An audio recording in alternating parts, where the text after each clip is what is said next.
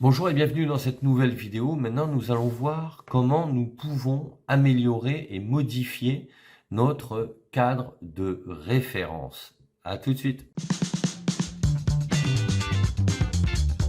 Comment améliorer son cadre de référence? Alors tout d'abord, on va voir un petit rappel du principe. Ensuite, nous verrons les profils de cadre de référence, enfin quelques exemples. Comment l'améliorer? Et on terminera par une petite conclusion. Alors tout d'abord, rappel du principe. Le cadre de référence, c'est quelque chose qui vous constitue de l'enfance jusqu'à l'âge adulte et tout au long de votre vie à travers l'éducation, la formation, vos expériences et votre culture. Et c'est ce qui vous donne la vision du monde et qui détermine votre perception du monde, des choses et des gens. Alors, pour ces 4 points-là, il faut considérer que ce sont des curseurs que l'on peut faire évoluer en fonction de nos propres objectifs. D'accord? Donc, quels qu'ils soient, ils seront tous liés à des objectifs personnels ou professionnels, puisque on peut faire évoluer son cadre pour les deux raisons et non pas seulement pour l'aspect professionnel. Alors ici, on va avoir par exemple un profil qui a un curseur éducation beaucoup plus élevé que les trois autres. On va avoir un autre profil ici qui a un curseur formation qui est beaucoup plus important que l'éducation, les expériences et la culture. Autre profil, on va avoir quelqu'un qui a un curseur expérience très élevé par rapport aux trois autres curseurs. Alors comment les faire évoluer?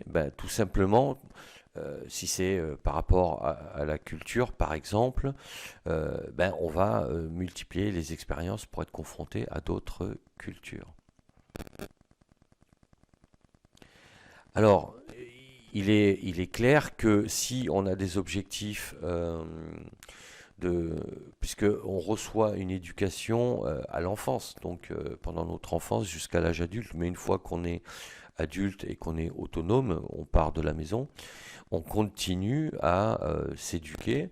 Alors ça peut se faire à travers des formations que l'on suit, ça se fait à travers le milieu que l'on côtoie, donc le milieu soit professionnel ou même personnel, si on a des activités que l'on pratique en dehors de notre travail, on côtoie des gens et là on affine et on complète notre éducation et c'est là aussi un élément que l'on peut faire évoluer tout au long de notre vie.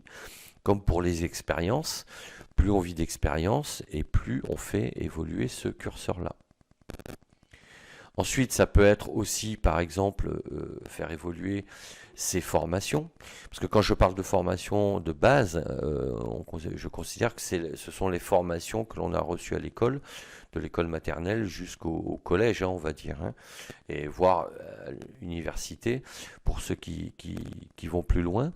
Mais quand ensuite vous êtes en situation professionnelle, vous pouvez continuer à vous former et développer cette partie-là euh, pour là aussi atteindre des objectifs qui vous sont propres. Ça sera pareil pour les expériences. Donc là, dans ce profil, on a quelqu'un qui fait évoluer son profil formation et expérience. Ensuite, ça peut être les expériences, mais aussi l'aspect culturel, comme je l'ai déjà dit. Donc si c'est quelqu'un qui voyage beaucoup, par exemple, il va être confronté à d'autres cultures, d'autres modes de fonctionnement, d'autres modes de raisonnement. Il va augmenter ce curseur-là aussi. Donc on voit bien qu'on peut faire évoluer tous les curseurs en fonction de nos propres objectifs, en fonction des environnements dans lesquels on évolue et en fonction de ce que l'on souhaite pour notre vie personnelle. En conclusion, le cadre de référence, c'est quelque chose qui n'est pas figé, qui peut être évolutif tout au long de notre vie et qui forcément fait évoluer notre vision du monde et notre perception des choses.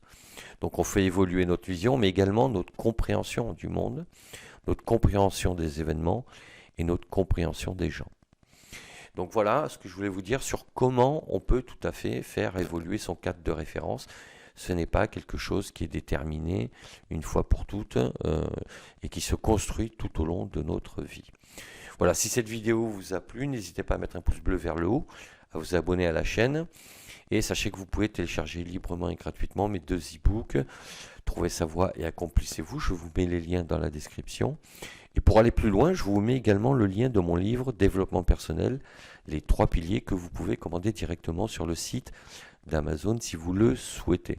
Je vous dis à bientôt pour d'autres sujets. D'ici là, portez-vous bien. Ciao, ciao.